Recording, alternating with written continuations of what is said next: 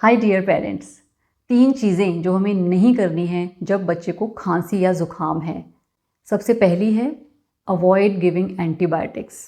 खांसी ज़ुकाम specially winter season में सीजनल वायरसेस की वजह से होता है एंड एंटीबायोटिक्स बैक्टीरियाज के अगेंस्ट होती हैं। वायरसेस को तो वो किल ही नहीं करती।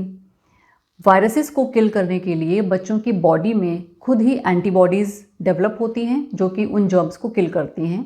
So antibiotics are unnecessary during this illness.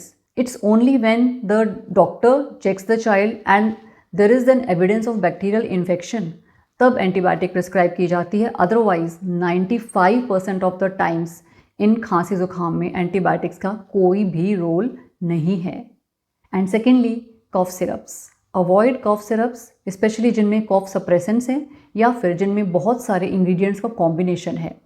1 or 2 ingredients वाले syrups sometimes are advisable and can only be prescribed by a pediatrician if they find it necessary. Otherwise, cough और cold के लिए simple home remedies are the best way out for children. 6 years से छोटे बच्चों में cough syrups are not advisable and 2 years से छोटे बच्चों में तो they are not recommended at all as per the American Academy of Pediatrics. So, जब बच्चे को खांसी जुकाम है अननेसेसरी कॉफ सिरप्स के कॉम्बिनेशन आप नहीं पिलाइए। पीडियाट्रिशियन से चेक करवाइए कि उसे किस पर्टिकुलर इंग्रेडिएंट की ज़रूरत है, वो बच्चे को दिलवाइए। बिकॉज खांसी एक प्रोटेक्टिव एक्शन है। खांसी करेगा बच्चा तभी तो उसका जो म्यूकस है वो एक्सपेल आउट होगा। बड़ा बच्चा तो एक्सपेल कर सकता है, छोटा बच्चा उसे स्वेलो कर लेता है। सो अगर हम उस खांसी को ही सप्रेस कर देंगे, सिरप्स देकर दबा देंगे, तो बच्चा खांसी ही नहीं कर पाएगा, म्यूकस को एक्सपेल नहीं कर पाएगा और वो और ज़्यादा परेशान हो जाएगा। सो कुछ ही इंग्रेडिएंट्स हैं जो बच्चे को इस तरह की खांसी और कोल्ड में हेल्पफुल होते हैं। Otherwise most of the cough suppressants और cough syrups for that matter are not advisable, right. और तीसरी चीज़ जो नहीं करनी है वो है डायरेक्ट स्टीम।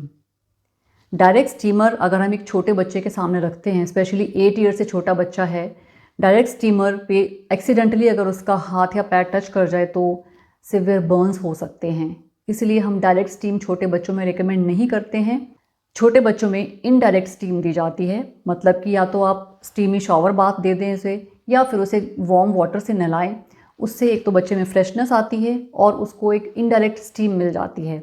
एक और तरीका है कि एक स्टीमी रूम क्रिएट किया जाए जिसमें हम बच्चे को बिठा सकते हैं 5 to 10 मिनट्स के लिए। That is also a way of giving an indirect steam to children.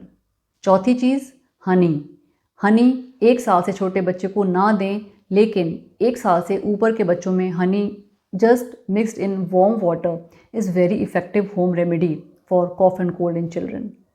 और 5वीं गलती जो हम करते हैं, केला और दही बच्चे को बंद कर देते हैं जब उसे खांसी जुकाम होता है।